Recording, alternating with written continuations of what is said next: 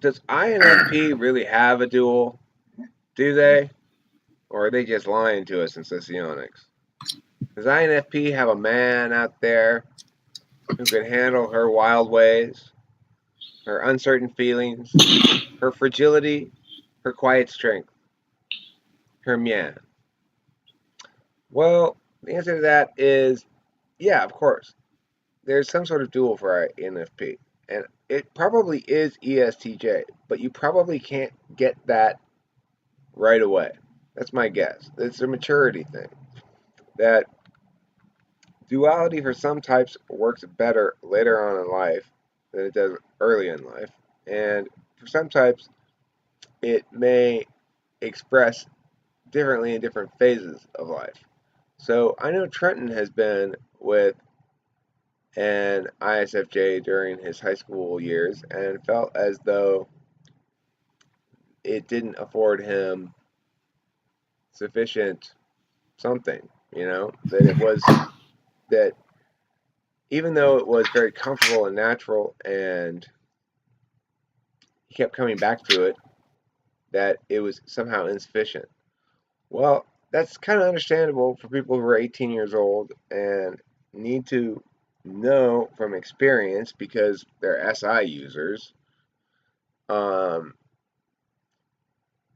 what their best choices are. So for an ENTP, because they're not SI DOMs but SI seeking, it's going to take us a while to come to terms with that which we know and that which we believe and that which we don't know and that which we don't believe. Because we're trial and error in our approach to learning. And I thought Eric Thor said something very interesting in a video yesterday. He indicated that I think incorrectly, he indicated that extroverted thinkers are trial and error. He said people who are EXTX are trial and error. I don't agree with that at all. I think that it's NTPs who are trial and error, and ENTPs more so than INTPs because we have and ENFP are trial and error. It's because if you have NI, it's not trial and error. That's the key thing. NI is the opposite of trial and error. NI is knowing the right course and being limited in terms of scope of potentialities, or assuming potentialities take care of themselves and focusing on which the right course is. NE is assuming the right course takes care of itself and focusing on which potentialities there are. So the thing is, it's a failure to understand that NI is an epistemology like SI, not an action function like NE or SE as well. But regardless of that, I think he's right about those who have extroverted intuition that we use a trial and error approach to understanding things, and as a consequence, for the extroverted intuitors in the dominant slot, there's a corresponding confidence that comes with, especially the thinking ones, because we're using intellectual tools that have been proved through trial and error and have come to become known through our subjective epistemology SI. I just say we've learned them. Now that's gotten me a little bit off topic there. Oh yeah, so INFP is like ENTP in that regard because they have SI, the subjective epistemology, and they've got NE, the objective metaphysical action function, as their tool function. And so as a consequence, they're going to have that same sort of trial and error approach, which is going to run afoul of your TE DOM approach, which is not going to be trial and error, which is instead going to be, instead of trial and error, let me anticipate order of operations concerns in advance. So there's why you're going to kind of run afoul with the INFP and the ESTJ or the ENTJ potentially, is because of that NI-NE conflict. So I guess thinking about it now, really for the first time, if you were going to find the corresponding type that would match up better, it would have to be something like, Well, yeah, I mean, I guess ESTJ would match up better than ENTJ for that reason.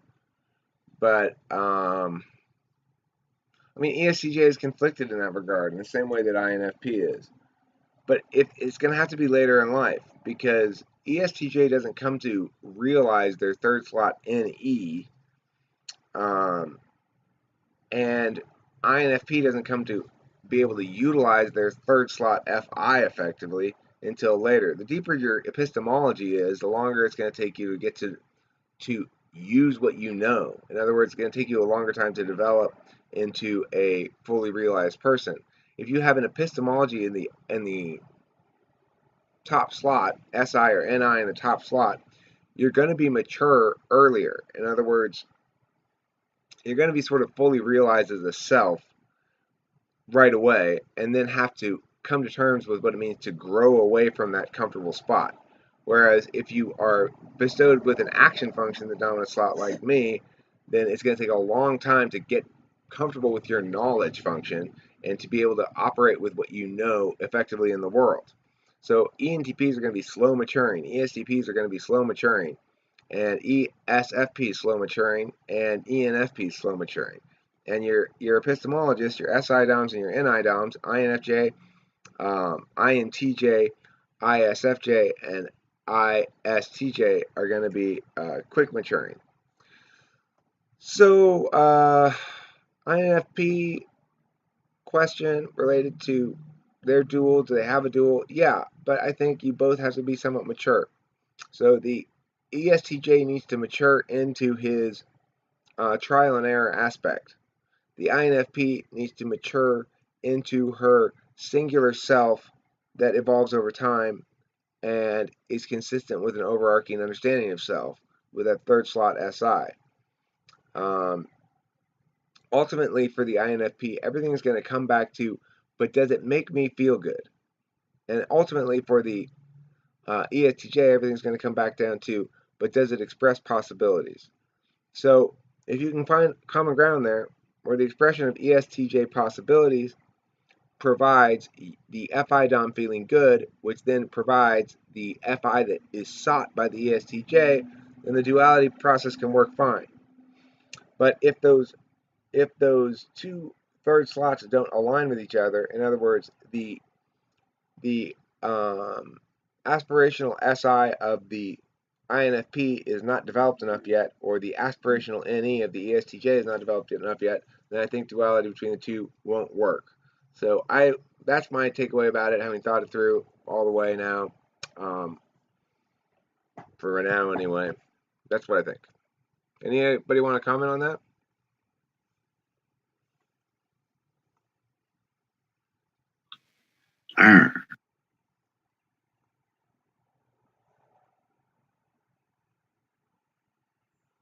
No? Okay. That's it then. Don't forget to eat plenty of cheese. And I want to make a video about Enneagram, how 8 conflicts with 1.